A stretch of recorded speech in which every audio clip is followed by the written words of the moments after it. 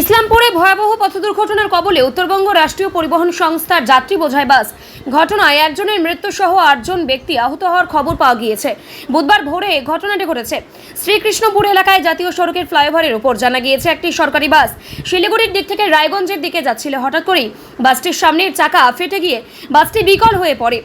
সেই চাকা সরাই করতে বাসটি ফ্লাইওভারের পাশে দাঁড়ালে সেই সময় পেছন দিক থেকে আসা একটি লরি বাসটির পেছনে সজোরে ধাক্কা মারে। ঘটনায় গুরুতর জখম হয় লরির চালক, খালাসি এবং বাসের এক যাত্রী। পাশাপাশি সরকারি বাসের চালক সহ 5 থেকে 6 জন বাস যাত্রী আহত হয়। টায়ার ফাটা এবং দুর্ঘটনার ব্যাপক আওয়াজ শুনে শ্রীকৃষ্ণপুর হাই স্কুলে থাকা কেন্দ্রীয় বাহিনীর জওয়ান সহ স্থানীয়রা ঘটনাস্থলে ছুটে আহত ব্যক্তিদের উদ্ধার কাজ শুরু করেন।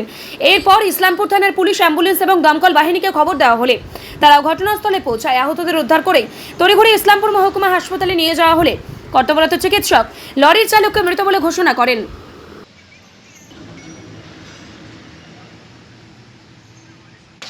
ওটা কি নাম আপনার? আশরাফুল হক। আপনি স্টেট বাসের ড্রাইভার নাকি? স্টেট বাসের ড্রাইভার আমার। কি হয়েছিল ঘটনা?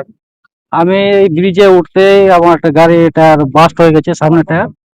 আমরা সাইডে দাঁড় করে টায়ার খোলার জন্য নামতেছি, পিছন থেকে ক্যান্টার আছে আমার গাড়িতে মার দিয়েছে, ট্রাক এসে ধাক্কা মারছে। টায়ার ধাক্কা মারেছে, আমাদেরকে আহত হয়েছে, চোট লেগেছে। কতজন প্যাসেঞ্জার আহত হয়েছে? প্যাসেঞ্জার 5-7টা আহত হয়েছে, তাদেরকে হসপিটালে পাঠানো হয়েছে। আর ট্রাকের ড্রাইভার? ট্রাকের ড্রাইভার এবং খালাসি তাদেরকেও হসপিটালে পাঠানো হয়েছে। কিরকম অবস্থা ছিল? অবস্থা তো খুবই খারাপ ছিল। মানে ট্রাকের ড্রাইভার? ট্রাকের ড্রাইভার এমনি বড় সড়ো আঘাত লেগেছে কি ওই যাত্রীদের আপনার? রাত্রি যে একজন মাথায় চোট লেগেছে, তারা হসপিটালে গেছে এখন। তো কি মনে হচ্ছে যে মানে কি কারণে আর কি এরকম করে? এখন আপনারা কি হঠাৎ করে দাঁড়িয়ে গেছিলেন নাকি না আগে না থেকে না, দাঁড়িয়ে? আমরা আগের থেকে দাঁড়ালাম, টায়ার খোলার জন্য আমরা দাঁড়ালাম সাইড করে, বাম সাইডে আমরা পুরো চাপে দাঁড়ায় টায়ার খোলার জন্য নিচে নামতেছি আমি। গাড়ি কত স্পিডে ছিল এটা জানি না, আমাদের সামনে গাড়ি আচ্ছা পিছন থেকে মারলো, পিছনে প্যাসেঞ্জার যে পিছনে আমাদের ছিল বসে পিছনে যে যেখানে মানে ওরা কি নামেনি নাকি তখনও? না, তখনও নামেনি ওরা। তারপরে কি হলো এসে হঠাৎ করে হ্যাঁ, হঠাৎ করে ধাক্কা মারা দিল, তখন প্যাসেঞ্জার নিয়ে আমরা সব চিল্লাচিল্লি যে করছে, প্যাসেঞ্জার প্যাসেঞ্জার সামলাসামলি করতে তখন আমরা পুলিশকে ফোন করলাম, অ্যাম্বুলেন্সকে ফোন করলাম। কোথা থেকে কোথায় যাচ্ছিল ট্রাক? আমরা ধুবড়ি থেকে রায়গঞ্জ যাবো। ধুবড়ি থেকে রায়গঞ্জ? হ্যাঁ। রায়গঞ্জ ডিপোর বাস নাকি? রায়গঞ্জ ডিপোর বাস, আমরা ধুবড়ি থেকে ডাউন আছি।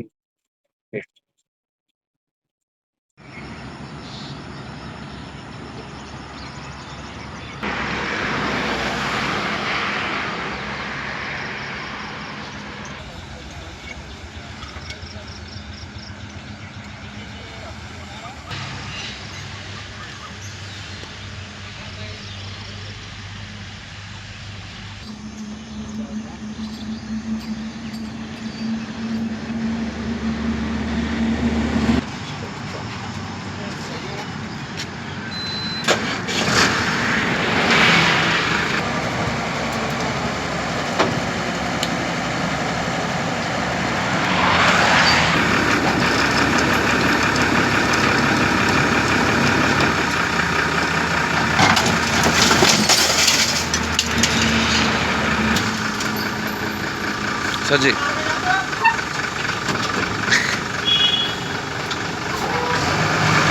বলছি কি নাম আপনার? রতন রায়। এই শ্রীকৃষ্ণপুর এলাকায় বাড়ি নাকি? হ্যাঁ হ্যাঁ, এই পাশেই আমার বাড়ি। কি হয়েছিল ঘটনাটা? ঘটনাটা কি হয়েছিল সেটা আমি সঠিক জানি না। আমি সকালে উঠে এসে দেখি যে ওটা গাড়িটা পিছনে মেরে দাঁড়িয়েছিল। তারপরে এসে বাসটাকে আগানো হলো, আগিয়ে তারপর চেষ্টা করে এই পাশের ক্যাম্পের আর্মিগুলো আসলো, সবাই মিলে তারপর ওটাকে বার করে পাঠানো হলো হসপিটালে। কতজন আহত হয়েছে? আহত তো হয়েছে মোটামুটি 6-7 জন। 3 জন সিরিয়াস ছিল একদম, ওই গাড়ির ড্রাইভার খালাসি আর বাসের একজন ছিল, যতটা আমি শুনতে পেয়েছি আর কি। পরে কি তোমরাই খবর দিলে পুলিশকে বা ইয়েকে? পুলিশকে আর্মিওয়ালারা এসে আগে খবর দিয়েছে, আমি একটু লেটে এসেছি। এসে দেখি যে বাসটা আগানো হচ্ছে, তখন আগানো হলো। খালাসিটা মিডলে ফেসেছিল, ওটা পড়ে গেল, তো ওকে অ্যাম্বুলেন্স আসলে অ্যাম্বুলেন্সে পাঠানো হলো। ফায়ার ব্রিগেড আসছিল নাকি? ফায়ার ব্রিগেড লাস্ট টাইমে এসেছিল, ততক্ষণে আর কি আর্মিওয়ালারা সবাই মিলে টিলে একদম বের করে দেওয়া হয়েছিল প্রায়।